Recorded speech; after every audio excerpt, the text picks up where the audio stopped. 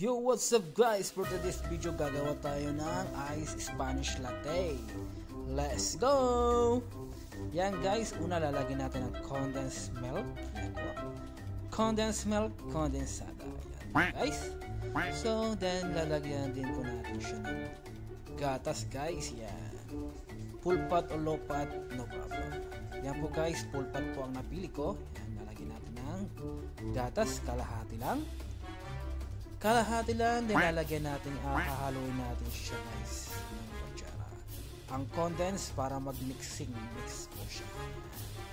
Haluin natin ng mabuti para mag-mix po siya, mahalo po yung ma-mix po yung pinaka-condense natin. Haluin lang natin, so okay na siya. Kukuha rin tayo guys ng ice guys, yan. Maraming ice kasi mainit, masarap ang lamig. Yan guys, nalagyan na natin ng ice, then kukuha tayo ng espresso coffee guys, espresso. Yan po guys, nakaready ng aking espresso. So yan lang guys, very easy. Ang ating Spanish latte is ready. Yan guys, sinong may gusto dyan, inumin na. Yan guys, ready ng ating ice Spanish latte. Thank you for watching. Bye-bye.